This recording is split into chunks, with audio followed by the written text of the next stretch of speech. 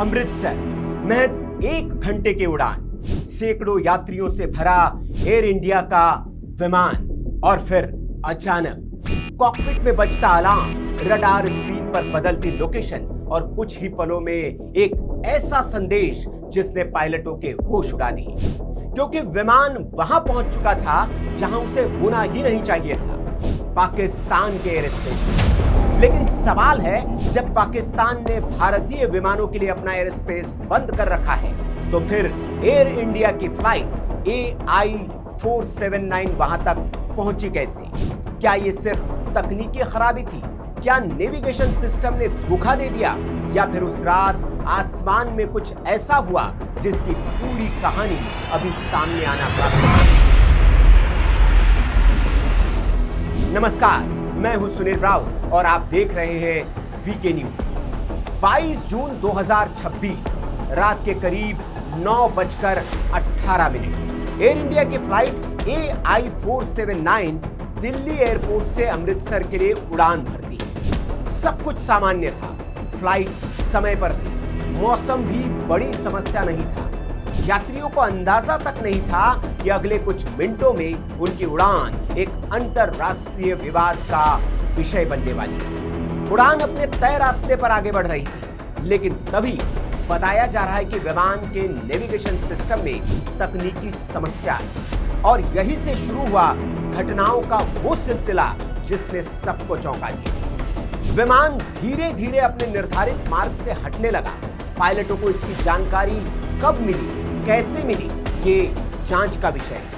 लेकिन रिपोर्ट्स के मुताबिक विमान पाकिस्तान के लाहौर फ्लाइट इंफॉर्मेशन रीजन में प्रवेश कर गया। अब यहां कहानी और दिलचस्प हो जाती है, क्योंकि ये कोई सामान्य एयर स्पेस नहीं था। अप्रैल 2025 से पाकिस्तान ने भारतीय रजिस्ट्रेशन वाले विमानों के लिए अपना एयर स्पेस बंद कर रखा है। हर महीने नोटम जारी कर इस प्रतिबंध को बढ़ाया जाता रहा। यानी जिस समय एयर इंडिया का विमान वहां पहुंचा, उस समय भी भारतीय विमानों की एंट्री प्रतिबंधित थी। और तभी पाकिस्तान एयर ट्रैफिक कंट्रोल की ओर से चेतावनी जारी की गई। Air India, this is Pakistan air traffic control. You are entering restricted air space. Move around immediately. यही से पायलटों को स्थिति की गंभीरता का एहसास हुआ।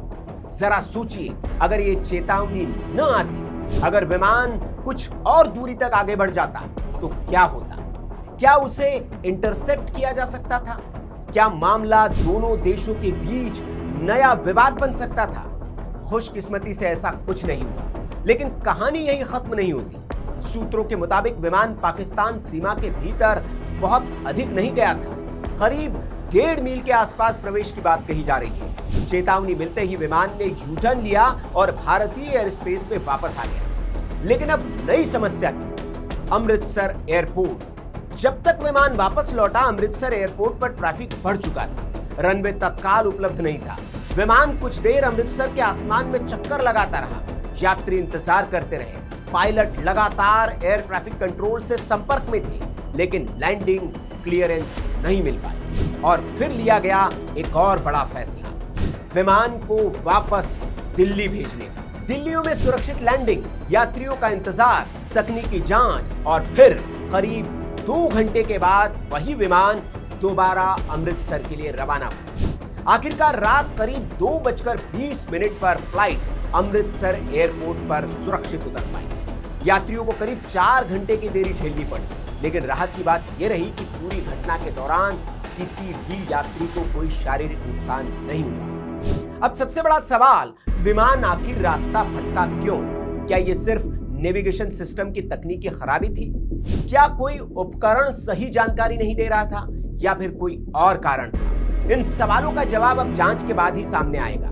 लेकिन एक बात तय है, भारत और पाकिस्तान के बीच पहले से मौजूद तनाव के दौर में एक यात्री विमान का प्रतिबंधित एयर स्पेस में पहुंच जाना सिर्फ एक तकनीकी घटना नहीं, बल्कि राष्ट्रीय सुरक्षा और विमानन सुरक्षा दोनों के लिहाज से बेहद गंभीर मामला है। जांच जारी है, और जैसे जैसे नई जानकारी सामने आएंगी, हम आपको अपडेट करते रहेंगे। ये रिपोर्ट आपको कैसे लगी आप कमेंट बॉक्स में हमें जरूर बताएं। अच्छी लगी हो तो लाइक करें, शेयर करें और अब तक आपने हमारे चैनल को सब्सक्राइब नहीं किया है तो ऐसी रिपोर्ट्स के लिए चैनल को भी सब्सक्राइब कर लें। नमस्कार। वीके न्यूज, राष्ट्र के नाम।